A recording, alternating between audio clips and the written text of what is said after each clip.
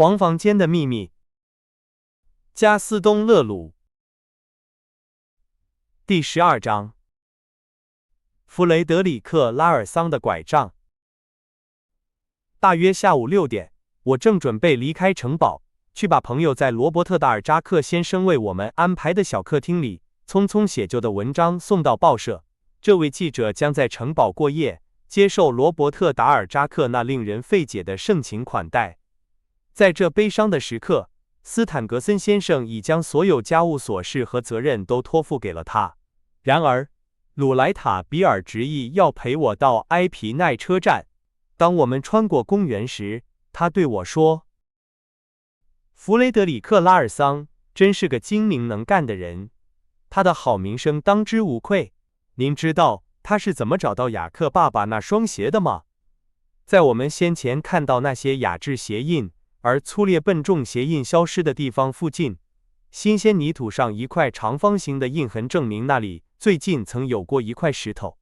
拉尔桑徒劳地寻找那块石头，随即想到凶手一定是利用它把那双想处理掉的鞋子沉到了池塘底。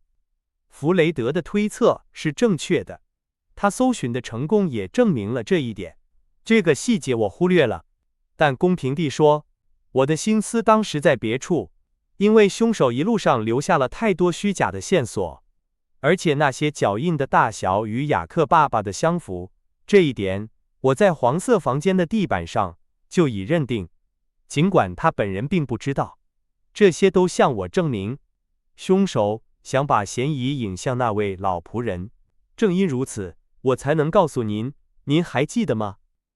既然在那个致命的房间里发现了一顶贝雷帽，那它必定与雅克爸爸的相似，也使我能够准确描述那块雪手帕的样式。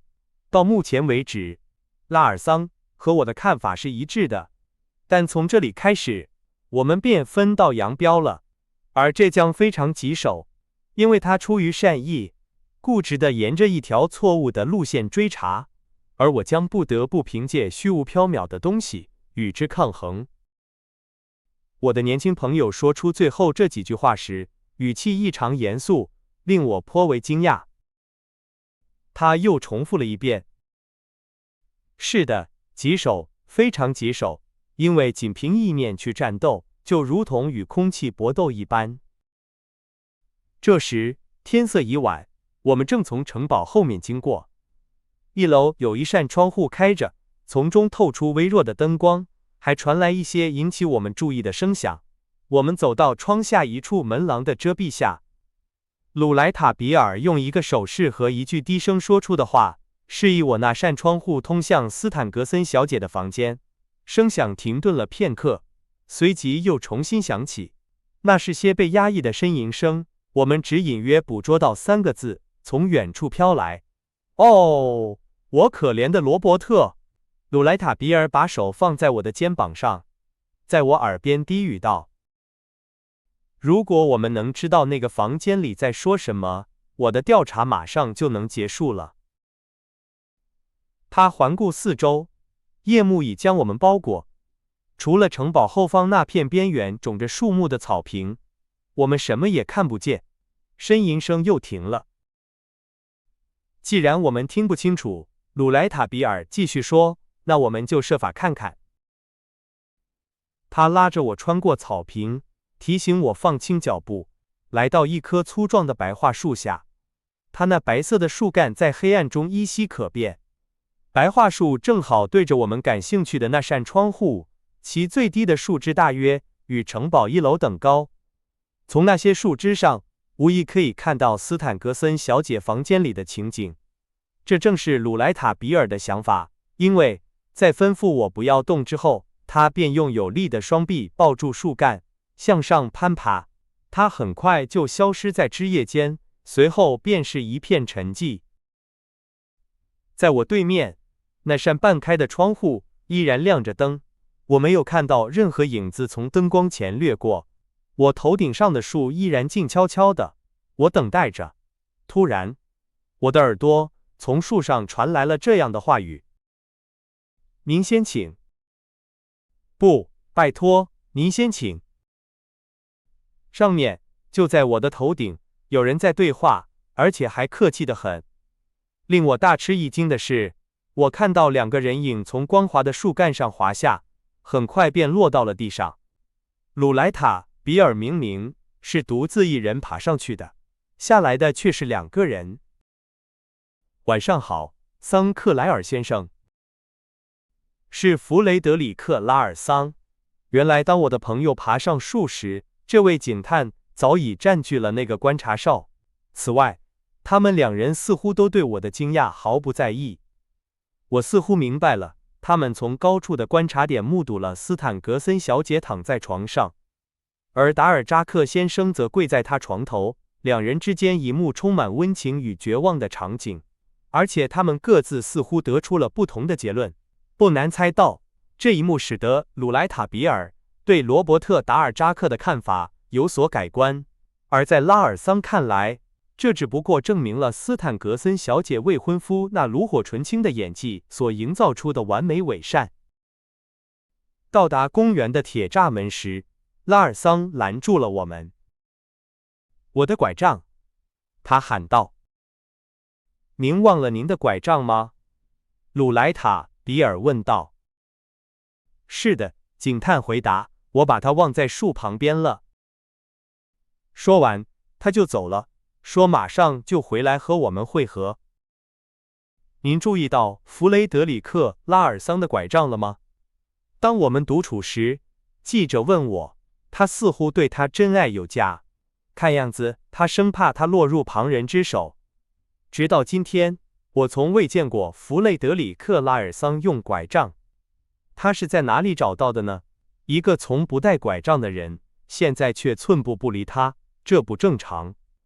今天早上，他一看见我们，就把表放进口袋，从地上捡起了拐杖。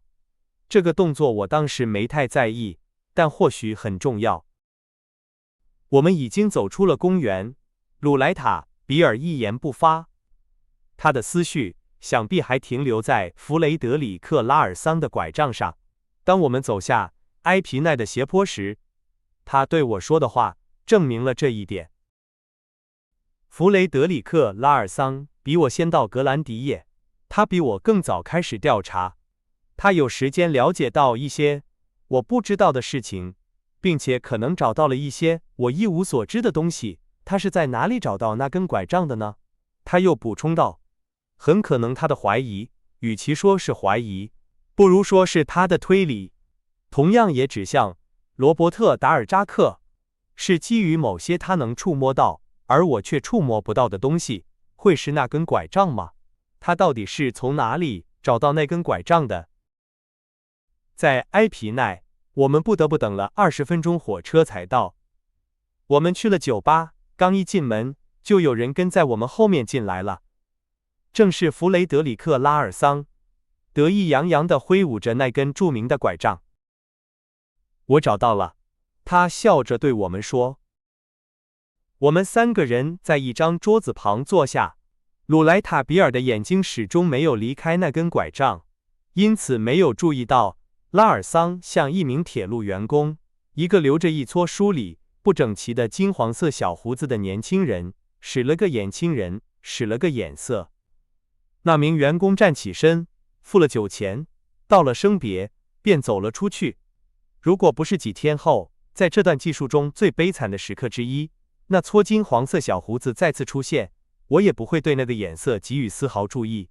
那时我才知道，那个金黄色小胡子是拉尔桑的探员，负责监视埃皮奈奥尔日车站旅客的来往，因为这位警探从不放过任何他认为有用的线索。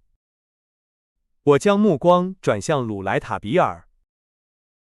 对了，弗雷德先生，他说道，您从什么时候开始用拐杖的？我总是看见您散步时双手插在口袋里。这是别人送给我的礼物，警探回答。最近的礼物，鲁莱塔·比尔坚持道。是的，是在伦敦送给我的。没错，您刚从伦敦回来，弗雷德先生。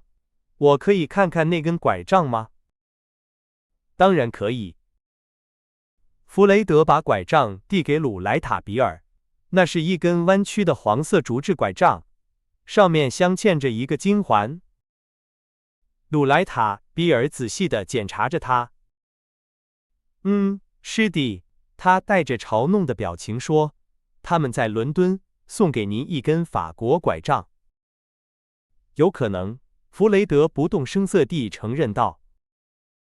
看这些细小的字母，卡塞特，歌剧院路6号之2。我们把衣服送到伦敦去洗，弗雷德说，英国人自然也可以来巴黎买他们的拐杖。鲁莱塔·比尔把拐杖还给了他。当他把我送到我的包厢时，他对我说：“您记住那个地址了吗？”是的，卡塞特，歌剧院路6号之2，包在我身上。明天早上您就会收到一张便条。事实上，那天晚上我就拜访了卡塞特先生，这位拐杖和雨伞的销售商，并给我的朋友写了信。一个在外貌上与我们的罗伯特·达尔扎克先生惊人相似的男人，同样的身材，略微佝偻，同样的科下短须，身穿米灰色外套，头戴圆顶礼帽，在案发当晚大约8点钟，来买了一根与我们感兴趣的那根一模一样的拐杖。卡塞特先生已经2年没有卖出过这种款式的拐杖了，所以这必定是弗雷德手中的那一根。他并没有买它，因为那天他在伦敦。和您一样，我认为他是在罗伯特·达尔扎克先生周围的某个地方找到它的。